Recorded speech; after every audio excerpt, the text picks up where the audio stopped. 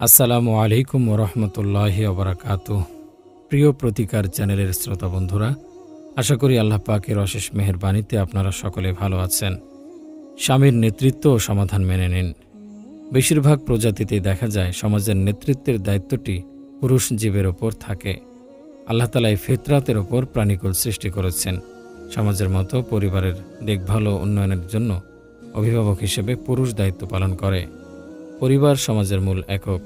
যদি পরিবার দিনদারির ওপর সুদৃঢ়ভাবে গড়ে ওঠে, তবে সমাজ ও সমৃদ্ধির দিকে এগিয়ে যাবে, অন্যথায় কলুষিত হতে বাধ্য। পুরুষকে আল্লাহ তাআলা নেতৃত্ব ও দায়িত্ববোধের গুণ দিয়ে সৃষ্টি করেছেন। এজন্য পরিবারের কর্তা ও অভিভাবক হিসেবে পুরুষ নারীর চেয়ে অধিক যোগ্য। প্রশ্ন আসতে পারে, কিভাবে পুরুষেরা নেতৃত্ব ও দায়িত্ববোধের দিক থেকে এগিয়ে?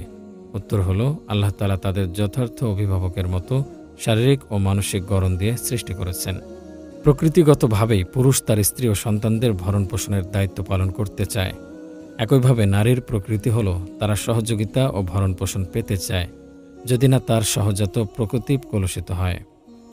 এক্ষেত্রে লক্ষণীয়, নেতৃত্বের উদ্দেশ্য স্ত্রীর উপর শ্রেষ্ঠত্ব ফলানো বা আধিপত্য বিস্তার নয়, বরং এই নেতৃত্ব পুরুষের দায়িত্ব। নিজ নিজ যোগ্যতা ও সামর্থ্য অনুযায়ী স্বামী স্ত্রী নিজ নিজ দায়িত্ব পালন করবে, এমনটাই মানব ফিতরাত। সমাজের নেতৃত্ব দানে নেতার প্রয়োজন, কিন্তু নেতৃত্ব বলে তিনি সমাজের অন্য ব্যক্তিদের থেকে শ্রেষ্ঠ হয়ে যান না। নেতা হিসেবে তার নিজের যেমন দায়িত্ব রয়েছে, তেমনি সমাজের অন্যদেরও নিজ নিজ অবস্থান থেকে দায়িত্ব রয়েছে। নেতা সমাজের উন্নতির জন্য দিনরাত কাজ করবে এবং অন্যরা তাকে এ ব্যাপারে সর্বোচ্চ সহযোগিতা করবে। পরিবারের ক্ষেত্রেও বিষয়টি একই রকম। পুরুষ চেষ্টা করবে একজন সত্যিকারের নেতার মতো তার দায়িত্বগুলো পালন করার। স্ত্রী চেষ্টা করবে স্বামীকে মেনে চলার, দায়িত্ব পালনে সাহায্য করার। একজন নেতা ও অভিভাবক হিসেবে শৃঙ্খলা বজায় রাখার প্রয়োজনেই আল্লাহ তাআলা পুরুষকে স্ত্রীর উপর শাসন করার অধিকার দিয়েছেন। ইসলামের শত্রুরা আল্লাহর দ্বীনকে প্রশ্নবিদ্ধ করার জন্য বলে, ইসলাম নারীদের আঘাত করার অধিকার দিয়ে তাদের অপমান করেছে। তারপরে এই আয়াতের উদ্ধৃতি দেয়, তোমরা যাদের অবাধ্যতার আশঙ্কা করো তাদের সদুপদেশ দাও, বিছানায় তাদের ত্যাগ করো এবং তাদেরকে মৃদু আঘাত করো। এরপর তারা সবাইকে শুনিয়ে বলতে চায়, এটা কি নারীর সম্মান ও মর্যাদার অবমাননা নয়? আমাদের উত্তর হলো, এটা সত্য যে আল্লাহ তাআলা কোরআনে পুরুষদের অনুমতি দিয়েছেন তাদের স্ত্রীকে আঘাত করার, কিন্তু প্রশ্ন হচ্ছে কোন ক্ষেত্রে, কখন তাকে আঘাত করা যাবে?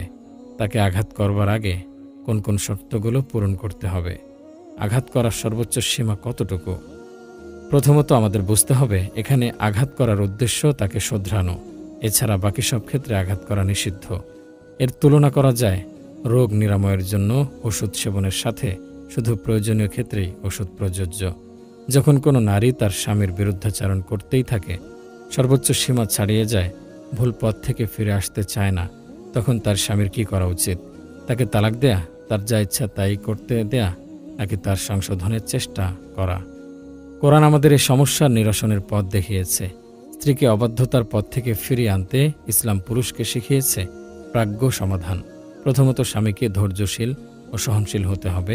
এরপর স্ত্রীকে উপদেশ ও দিক নির্দেশনা দিতে হবে। এসব কাজ না হলে তার বিছানা ত্যাগ করতে হবে। যদি তাতেও কাজ না হয়, তবে মৃদু আঘাত করতে হবে। স্ত্রীকে তালাক দেওয়ার চেয়ে মিসওয়াক দিয়ে আঘাত করা উত্তম, কারণ তালাক পরিবারকে সমূলে ধ্বংস করে দেয়।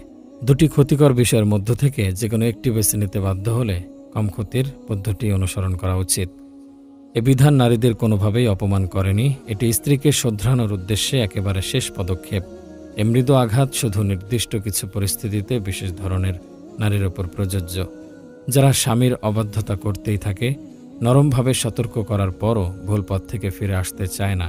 কিছু মানুষ থাকেই যাদের শাস্তি না দিলে শৃঙ্খলা শেখানো যায় না। এই কারণে ইসলাম মদ্যপান সহ বিভিন্ন পাপ কাজের জন্য শাস্তির বিধান রেখেছে। তবে আমাদের সালাফগণ স্ত্রীদের আঘাত করার বিষয়টি বেশ অপছন্দ করতেন।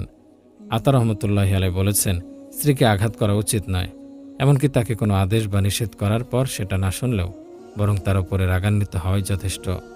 এরপর তিনি একটি হাদিস উল্লেখ করেন, পুরুষকে তাদের স্ত্রীদের আঘাত করার অনুমতি দেওয়ার পরপরই ৭০ জন নারী তাদের স্বামীর ব্যাপারে অভিযোগ পেশ করলেন।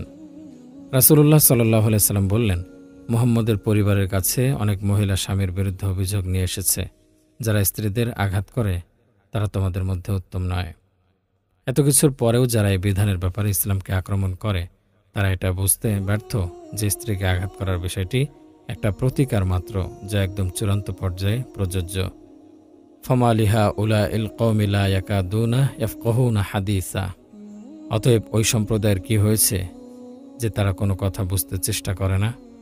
ইসলাম স্ত্রীকে আঘাত করতেই হবে এমন বাধ্যবাধকতা দিয়ে রাখেনি, বরং আগের উল্লেখিত ধাপগুলো আশানুরূপ ফল না দিলে এমনটি করার অনুমতি দেওয়া হয়েছে। এমনকি স্বামী যদি জানে স্ত্রীকে আঘাত করে শেষ পর্যন্ত কোনো উন্নতি হবে না, সেক্ষেত্রে স্ত্রীকে আঘাত করা অনুচিত। আঘাত করার ব্যাপারে আরও বেশ কিছু শর্ত রয়েছে। স্ত্রীকে গুরুতর বা হিংস্রভাবে স্বামী আঘাত করতে পারবে না। সে চাবুক কিংবা লাঠিও ব্যবহার করতে পারবে না। কেবল মিসওয়াক দিয়ে খোঁচা বা মৃদু আঘাত করতে পারবে, যেন তার শরীরের কোনো ক্ষতি না হয়।